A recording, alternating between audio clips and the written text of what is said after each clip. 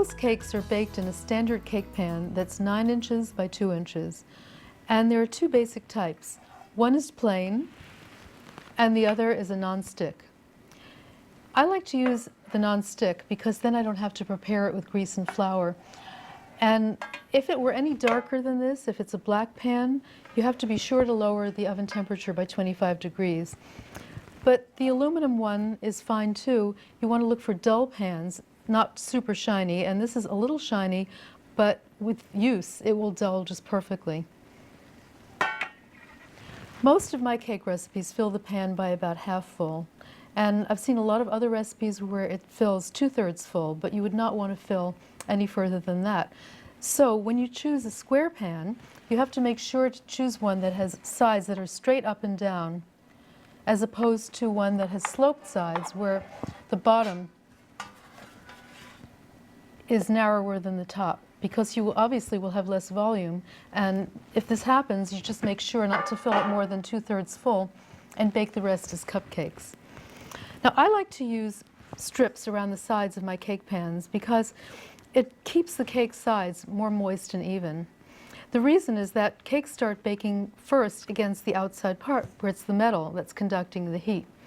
And as they continue to bake, the sides set and the center continues rising, and that's why you may have a dome top. And if you want to have two level tiers and you want to make a wedding cake, for example, you'd have to cut off the top. So to prevent that, people have used what was called magic cake strips. And these are silicate strips, cloth, that you dip in water, and then you wring out the water and put them around the sides of the pan and secure them with a pin. And that helps to keep the sides cool. And for years I used these, but I finally found a better way.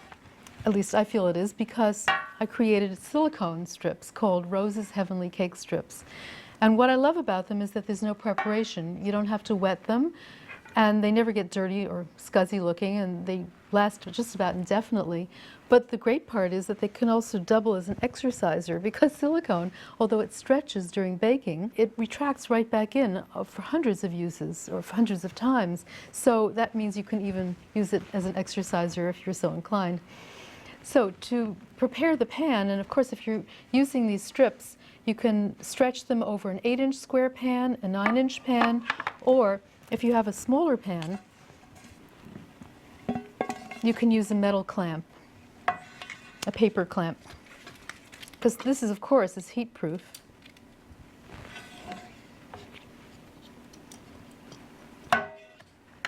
And you just clamp it together,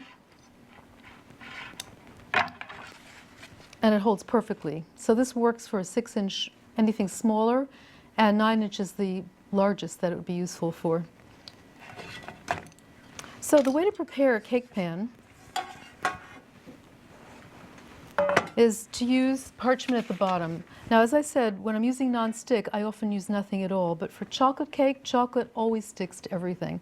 So I would take vegetable shortening, or if I'm using butter and I still have the wrapper, I just use the wrapper to spread a little bit on the bottom, because that will keep the parchment round from moving from side to side.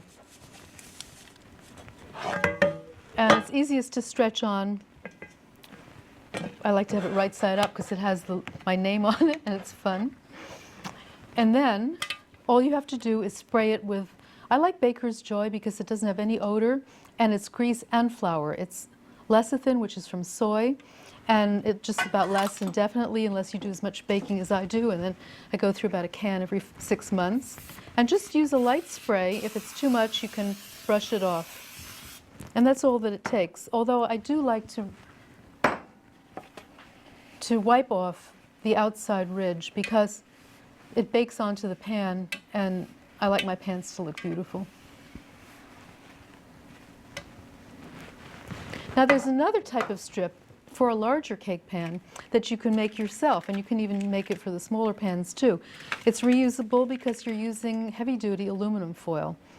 You take a string or a tape measure and go around the pan and see how long to make it, and then tear off the strip of heavy-duty foil, wet some paper towels to put in the middle, fold it up into a band, and then you have this band that you can wrap around the cake pan.